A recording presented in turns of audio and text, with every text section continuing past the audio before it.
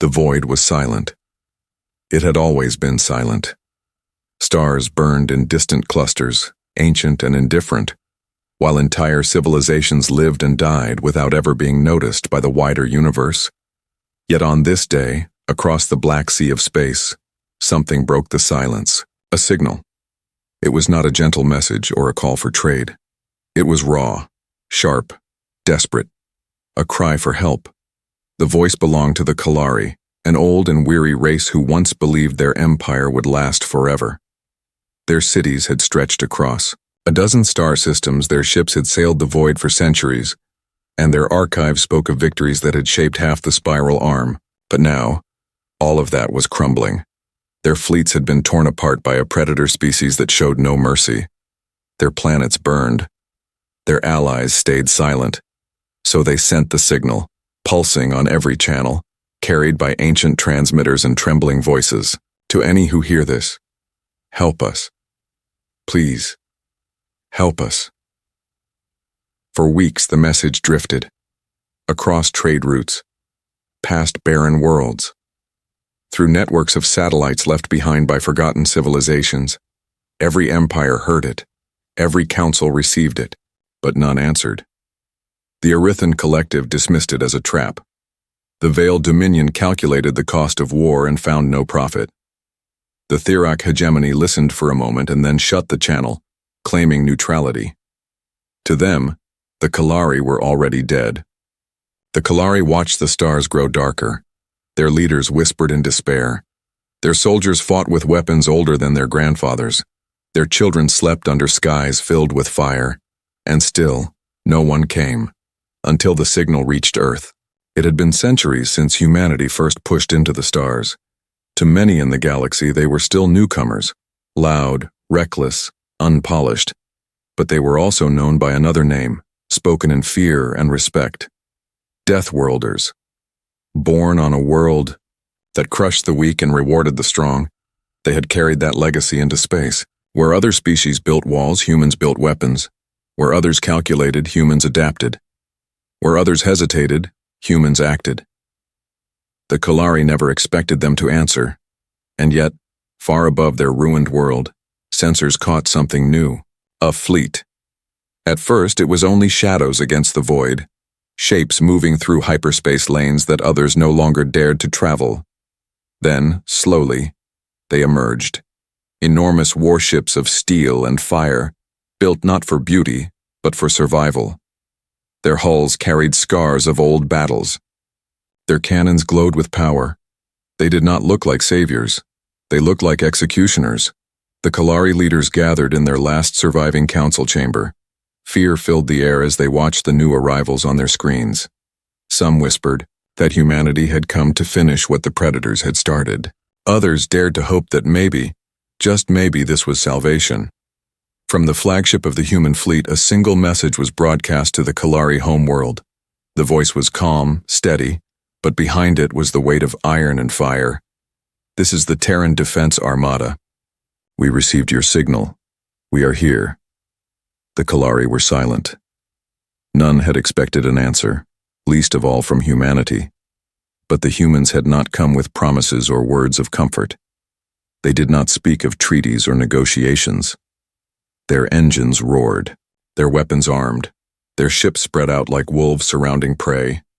Humanity had answered, but not in the way the galaxy would have expected, because where others heard a cry for mercy, humanity heard something else, a challenge. The Kalari soldiers stared in awe. They had seen fleets before, but never like this.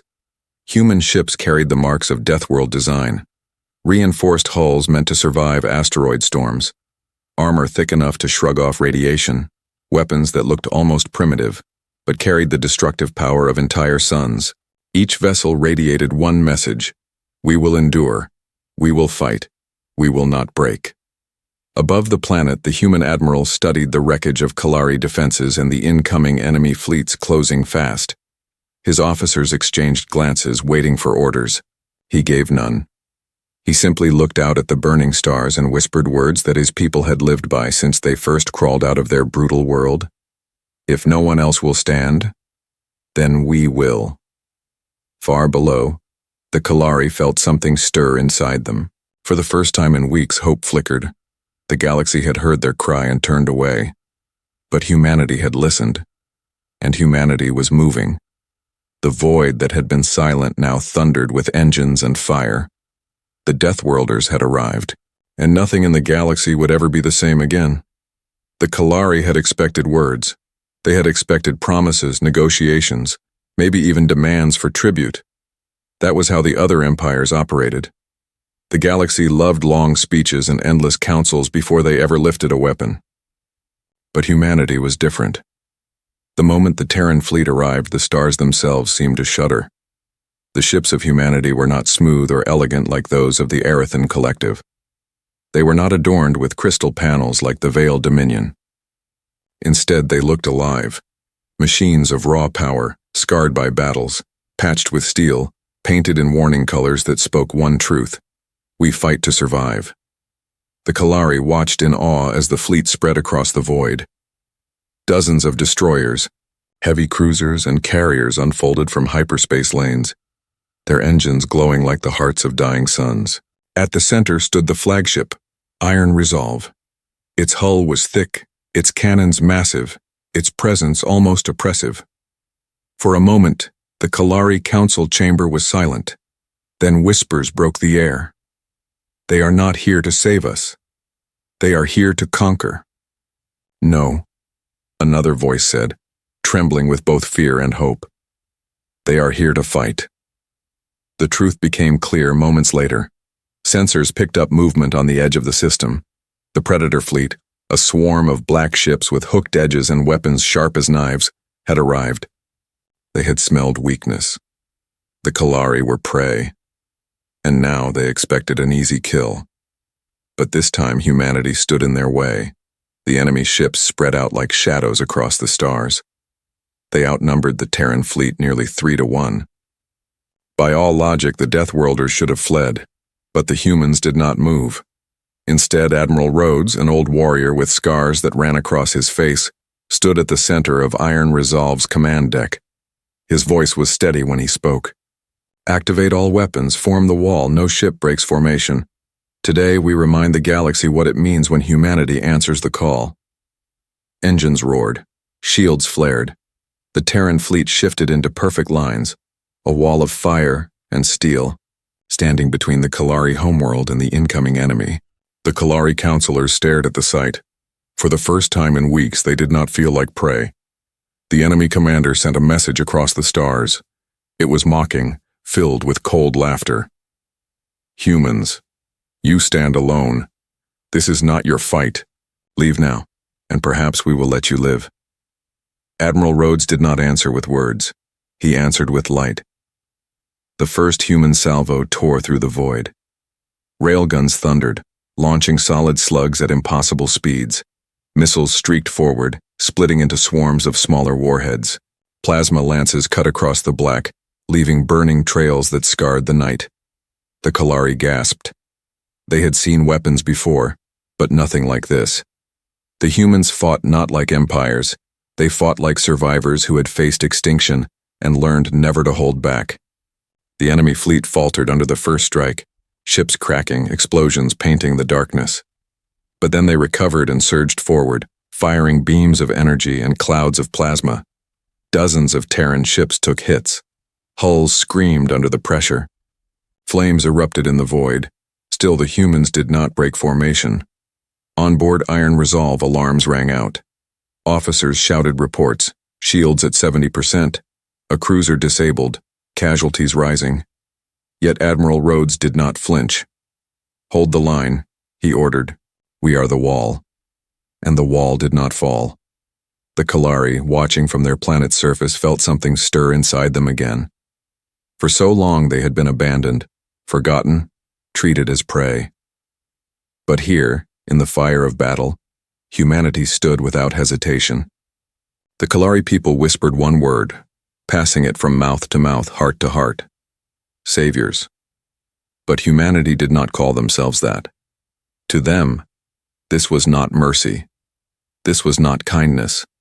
This was survival. If the predators could destroy the Kalari today, Then tomorrow they would move against someone else. And when that day came, humanity refused to be unprepared. The battle raged on. Human ships burned, but they fought with fury. Every loss only drove them harder. Every scar only made them strike back with more fire. And slowly, impossibly, the Predator fleet began to break. The galaxy had ignored the Kalari's cry. The galaxy had turned away, but humanity had answered, and they had answered with fire and steel. The Predator fleet had always believed themselves unstoppable. They had burned through half a dozen empires with little resistance. Their ships were sharp and fast, built for slaughter, not diplomacy. To them, war was not a burden. It was a feast, and now, as they closed in on the Kalari system, they expected another easy kill. What they found instead was a wall of steel. The Terran fleet waited in silence, engines burning, weapons armed. The humans did not scatter or retreat. They held their line, unmoving, like predators waiting for prey to walk into their jaws. The Kalari, watching from below, could barely breathe. They had never seen defiance like this. Every empire before had folded, begged, or fled. But these humans, these Deathworlders, stood as if the enemy's numbers meant nothing. The first enemy wave broke forward. Hundreds of black ships rushed across the void, firing beams of energy that lit the darkness like storms. The Kalari expected the humans to hesitate. They did not.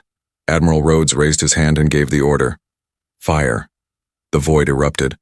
Railguns thundered from human destroyers, their slugs ripping through enemy shields like paper. Missiles swarmed in clouds, splitting mid-flight into dozens of smaller warheads that cut into the Predator formation. Plasma lances shot across the battlefield, blinding streaks of light slicing ships in two. The Kalari gasped as the first Predator ships shattered. Their hulls broke apart, spilling fire into the void.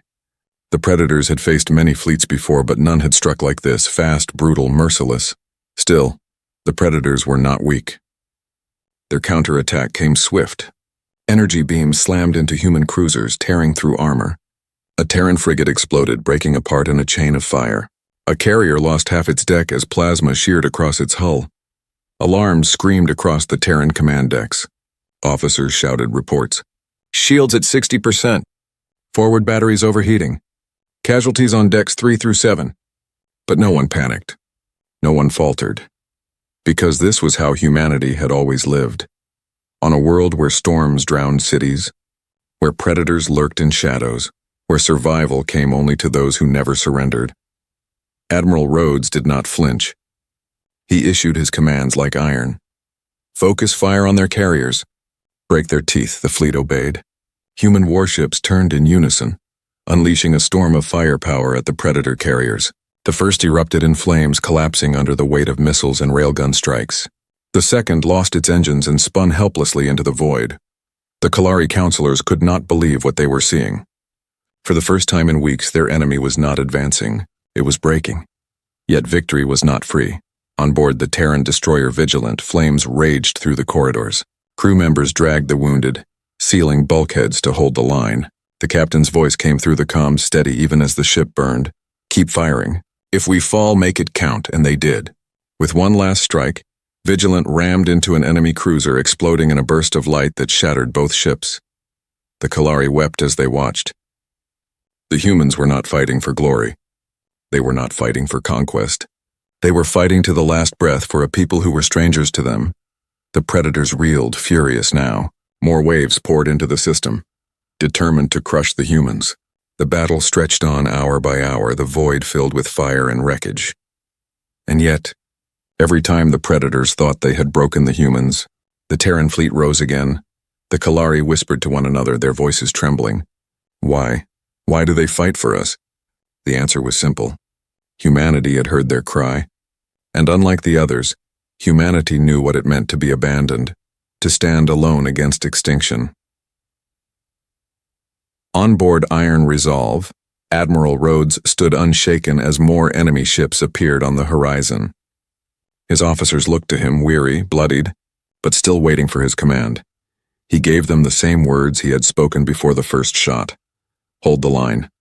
And so they did. The first strike had been made. The Predators were bleeding. The Kalari were alive, but the battle was far from over. In the silence between explosions, a thought spread like wildfire through the galaxy. A question no one dared to voice out loud. If this was what humanity could do when answering a cry for help, what would they unleash the day they cried out for themselves? The battlefield was a graveyard of steel. Broken hulls drifted through the void. Fires burned in silence, and shattered ships spun endlessly into darkness. The Kalari could not look away. They had expected extinction, but instead they were watching a miracle and a tragedy unfold together. The Terran fleet had struck with fury. Their first attack had broken the Predator line and forced the enemy back. But that victory had not come without a price. Human ships bled fire.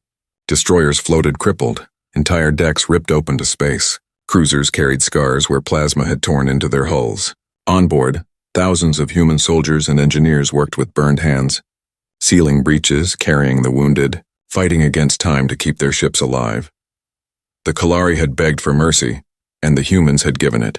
But mercy was never free. On the bridge of Iron Resolve, Admiral Rhodes stood surrounded by the sound of alarms. His officers read reports with steady voices, though their faces showed exhaustion. Third Fleet reports heavy losses, Admiral. We've lost 6 destroyers.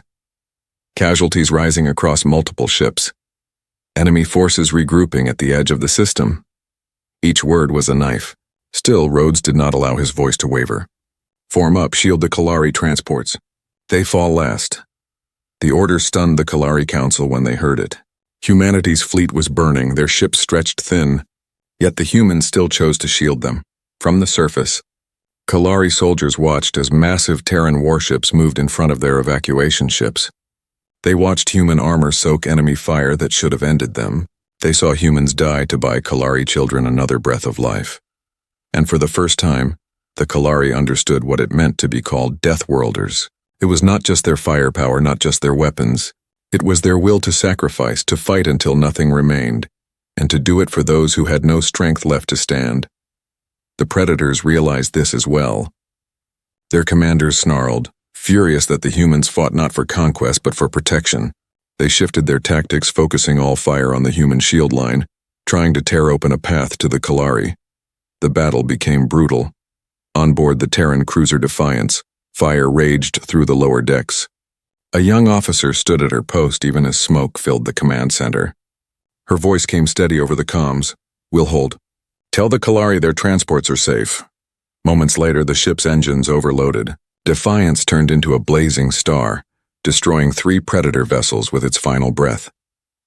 The Kalari people wept as they saw it. These humans were not their allies. They were strangers. Yet those strangers gave their lives without hesitation. Down on the Kalari homeworld, children huddled in bunkers as the sky shook with the light of battle. A Kalari mother whispered to her child, "The Death Worlders fight for us." The child asked, "Why?" She had no answer. Admiral Rhodes had the answer. He stood like iron on the bridge of Iron Resolve, watching another human frigate vanish in flame. His officers looked to him, waiting for orders, their faces pale but determined. He gave them only one command: do not let the Kalari fall. The cost grew heavier with each passing hour. The Kalari could see it, ship after ship burning. Men and women giving their last breath in silence. Mercy was not cheap. It was paid in blood and fire, but it was also contagious. Kalari soldiers who had been broken days ago now rose again. Inspired by the humans, they picked up their weapons. They repaired what they could. They spoke with voices no longer filled with despair, but with fire. For the first time, they believed survival was possible. The Predators pressed harder, desperate to break through. But every time they came close, a human ship moved to block them. Every time Kalari transports were threatened, human weapons roared. And every time death came, humanity stood between it and the weak. By the end of that cycle, the Kalari understood something that words could not teach them. Mercy costs blood, and humanity was willing to pay it. As the stars burned and wreckage drifted, the Kalari whispered one truth to themselves. The galaxy had turned its back on them. The galaxy had abandoned them. But humanity had not. Humanity had answered. And though the cost was terrible, the Death Worlders carried it without fear. The Kalari knew now that even if humanity's fleet was destroyed, even if every ship turned to ash, their story would never be forgotten. For the first time in countless years, the galaxy had seen what it meant when Deathworlders showed mercy, and the Predators had seen it too. The Kalari looked to the sky, watching human warships burn in silence, and whispered the only words they could find. May they never fall. The battlefield was quiet now. Not silent. Wreckage still burned, explosions still echoed from broken engines, and the faint hum of human warships carried through the void. But compared to the storm that had raged for hours, the quiet felt unreal. The Predators were gone, their fleets shattered, their command ships drifting like corpses in the stars. What remained of them had fled into the darkness, leaving only ruins behind, and against all odds, the Kalari were alive. From the surface of their scarred homeworld, survivors looked up at the sky where the Terran fleet hung battered and broken but unbowed. To the Kalari, the sight was more than warships. It was hope made real. But that hope had not come without fire. Human ships floated half-destroyed, their hulls torn open, their decks bleeding atmosphere into the void. Thousands of human lives had been lost. Entire destroyers were gone. The Kalari knew the price of their survival, and it weighed heavy on their hearts. On the bridge of Iron Resolve, Admiral Rhodes stood surrounded by exhaustion. His officers carried burns, their uniforms torn, their voices hoarse from hours of shouting orders. Yet they stood, because humanity had taught them. Standing was enough. A young officer approached him, her voice trembling. "Admiral, the Kalari Council requests communication." He nodded. "Patch them through." The image of the Kalari Council appeared before him, leaders who had only days ago been ready to surrender their people to extinction. Now their eyes were wet with tears. "You answered when no one else did," one counselor said, his voice breaking. "We are alive because of you. How do we repay this?" Admiral Rhodes studied the broken faces of his crew, then turned back to the Kalari. His words came steady, forged in iron. "You do not repay it. You carry it forward. The galaxy turned its back on you. We did not. Remember that. When another voice cries for help, remember this day and be the one who answers." The council was silent. Then slowly they bowed. The message spread quickly beyond the Kalari. Across the galaxy, news of the battle burned like wildfire. Empires who had ignored the distress signal now watched recordings of human ships tearing through Predator fleets. They saw Deathworlders sacrificing themselves for strangers. They saw mercy carried on the edge of fire. And for the first time in centuries, the galaxy trembled. Some trembled in fear. If humanity could do this while fighting for others, what would they unleash if they fought only for themselves? Others trembled in awe. A species once dismissed as reckless and wild had revealed a truth no one could deny. They were protectors as much as predators, and still others trembled in hope. If humanity could answer a cry across the stars, then maybe the galaxy was not as cold as they once believed. The Kalari rebuilt under the shadow of that hope. Their children learned the names of the human ships that had fallen. Their monuments carried the names of human soldiers as if they were their own. Their songs spoke of Deathworlders who came when no one else would. But the story did not end with the Kalari, because deep in the heart of the galaxy, other signals would come. Other voices would cry for help. And the question would always remain, would humanity answer again? The predators who had fled asked themselves a different question, one that echoed in their war councils as they planned revenge. If this was how humanity fought when answering someone else's cry, what would happen the day humanity cried out for themselves? On Iron Resolve, Admiral Rhodes stood before his crew. They were bloodied, weary, many broken, but they were alive. And as the stars burned above them, he spoke one final order, not to his fleet, but to the future. Remember this day. Remember what we are capable of. Humanity does not wait for others to stand. When the cry comes, we will always answer. And so the galaxy changed. Not with a treaty, not with a council, not with polished words, but with fire, steel, and the will of Deathworlders who refused to look away. The Kalari called it salvation. The predators called it terror. The humans called it survival. And the galaxy would never forget it.